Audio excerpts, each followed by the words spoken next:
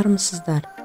Үздік математика пәнінің мұғалімі 2024 байқауының қатысушысы, номері 21 орта мектебінің математика пәнінің мұғалімі Құлсыбаева Бағым Қорғанбайқызы. Ұстазы жақсының ұстамы жақсы демекші. Мен өз мамандығымды математика пәнінен сабақ берген ұстазым Сексенова Бағдагүлдің берген білімі мен тәрбиесіне тәнті болып, ұстаздық жолды таңдадым. Мектеп қабырғасын үздік оқып, грант иегері атанып, Мәншүк Мәметова атындағы Қызылорда гуманитарлық колледжі және Қорқыт Ата атындағы Қызылорда мемлекеттік университетінен математика пәнінің мұғалімі мамандығы бойынша жоғарғы білімді алдым.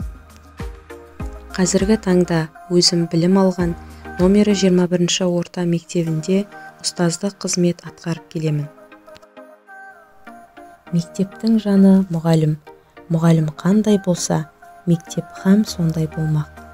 Мектепке керегі білімді, педагогика, методикадан хабардар, оқыта білетін мұғалім деген Ахмет Байтұрсыновтың даналық ойын негізге ала отырып, заман талабына сай, бәсекеге қабілетті жеке тұлғаны қалыптастыру педагог қызметінің басты міндеті деп санаймын.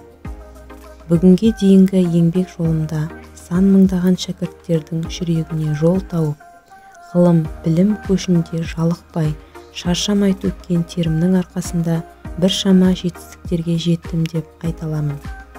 Мен таңдаған мамандық мұғалім. Мен бала жанының бағбаны, ұстаз болуды бала күнімнен армандадым. Себебі мұғалім мамандығы барлық мамандықтың анасы. Ұстаз алдынан тәлім-тәрбие алмайтын жан жоқ шығар. Ұстаз берген тәрбие әрбір жанның өміріне жол ашар шамшырақ секілді. Әрбір шәкірт өзіне үлгі-өнеге болған сүйікті мұғалімін ұстазым деп атайды. Осы тұста Абай атамыздың ұстаздық еткен жалықпас, үйретуден балаға деген өлең жолдары еріксіз ойға оралады. Егер әрбір шәкірт өмірде бір кірпіш болып қаланып, ұстаздан шәкірт озып жатса, төккен тер мен адал еңбектің ақталғаны емес пе? Мұғалім үздіксіз білімін көтеріп отырғанда ғана мұғалім.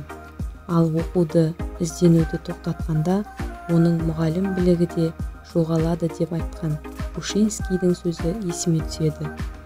Қазіргі таңда менің мақсатым күнделікті сабақта оқушының білім сапасын көтеру. Іздене отырып оқушылардың пәнге қызығушылығын, танымдық ізденімпаздығын арттыру. Мұғалім өмір бойы ізденуші, жаңалық ашушы тәлімгер екенін ұмытпау керек. Жаратылыс заңы өсіп өркендеу, даму екендігі белгілі. Қазіргі 21 ғасырда техниканың жетілген, ақпараттың дамыған кезеңі. Ұлы ағартушы, ағылшын ғалымы Уильям Уорд жай мұғалім хабарлайды, жақсы мұғалім түсіндіреді, керемет мұғалім көрсетеді, ұлы мұғалім шабыттандырады дейді. Жаһандану заманында өркениет көшінен қалмайтын, бойында бәсекеге қабілеттілік қасиеті бар, барынша жаңа технологиялармен қаруланған, білімді де білікті ұстаз өз кәсібінің майталманы болары сөзсіз. 6 жыл еңбек өтілімде түрлі сайыстарға қатысып, көптеген жетістіктерге жеттім. Атап айтар болсам, жаңа мектепке жаңашыл ұстаз атты республикалық байқаудың аудандық кезеңі бойынша алғыс хат. Қазақстан педагогтарының білімін дамыту мен қолдау орталығының құрмет грамотасы. Халықаралық қазақ тілі қоғамы қоғамдық бірлестігінің алғыс хаты. Арал ауданы бойынша білім бөлімінің құрмет грамотасы. Магниттік мектептер арасында өткізілген оқу мақсатына негізделген тапсырмаларды құрастырудың тиімді жолдары тақырыбындағы тәжірибе алмасу шарасына қатысқан үшін алғыс хат. Жас математик мұғалімдерге арналған Қызылорда облыстық бірінші шығармашылық байқауына қатысқаны үшін сертификат. Оқушыларымда түрлі республикалық, аудандық олимпиадалар мен конкурстарға қатысып, жүлделі орындар иеленіп келеді. Олар Кенгуру республикалық олимпиадасы, Алтын Сақа аудандық олимпиадасының жүлделі бірінші орын алып, облысқа жолдама иеленді. және басқа да пәндік олимпиадалардан, конкурстардан, ғылыми жобалардан әрдайым оқушыларым жетістіктерге жетіп келеді. Негізгі пәніммен бірге сынып жетекшілікті қатар алып жүрмін. Мен ұстазбын. Алдымда отырған әрбір оқушының ата-анасымен тығыз байланыста болу менің негізгі міндетім. Осы орайда ата-анамен тығыз байланыс орната отырып, түрлі тренингтер, сайыстар, іс-шаралар, дөңгелек үстел, пікірталастар, дебат секілді ата-аналармен түрлі жұмыстар жүргізіп келемін. Мұғалім баланы оқытып қана қоймай, оның тәрбиесімен де айналысады. Сондықтан бала тәрбиесінде мектеп пен ата-ана одағы бірлесе жұмыс жасағанда ғана нәтижелі жұмыс болмақ. 6-шы Б сыныбына сынып жетекшілік етемін. Сыныбымда 19 оқушы бар. Әрқайсысы бір әлем, әрқайсысы бір жұлдыз. Мен ең алдымен олардың бойында мейірімділік пен сүйіспеншілік қасиеттерін қалыптастырғым келеді. Мектепке келгенде оларға шуақ шашып, күлімдеп қарсы аламын. Олардың әр күніне сәттілік тілеп, сабақтарына көтеріңкі көңіл күймен баруын қамтамасыз етемін.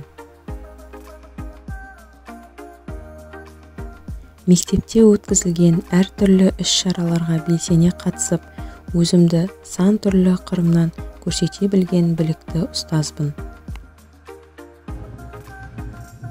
Математика, информатика бірлестігінің мүшесі Құлпыбаева Бағым Қорғанбайқызы 2017 жылдан бастап номері 21 орта мектебінде математика пәнінен сабақ береді.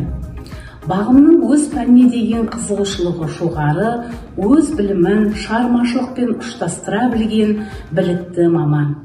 Қазақстанның дамуына үлес қосатын білімді ұрпақ тәрбиелеуде орасан еңбектерімен көзге түсіп, болашақта үміт күттіретін ұстаз.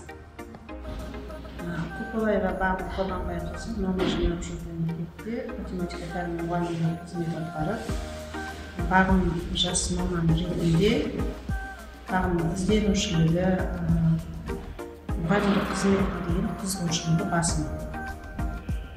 Бағым математика сабақтарында әрбір пәнінде өзінің сабақ беру өзіндік тәсілі бар. Түрлі әдіс-тәсілдерді тиімді қолдана біледі. Оқушыларды сабаққа қызықтыру мақсатында жаңа технология әдістерін, тәсілдерін орынды қолдана біледі. Көрнекі құралдары, сол күнгі сабаққа деген тапсырмалары оқу мақсатына сай жасалады. Соның нәтижесінде оқушылары пәндік олимпиадаларда, аудандық кезеңдерде жүлделі орындар алып келеді. 11 сыныпты ұлттық бірыңғай тестілеуге дайындауда да өзіндік тәжірибесі бар маман. Бағым сонымен бірге сынып жетекшілікті қоса атқарып келе жатқан ұстаз. Үнемі оқушылардың ортасынан табыла біледі. Бағымнан болашақ мықты маман шығатынына сенеміз. Мен өзімнің алғашқы қадамымнан, бағытымнан десе де болады, яғни таңдаған мамандығымнан еш жаңылмадым деп сеніммен айта аламын.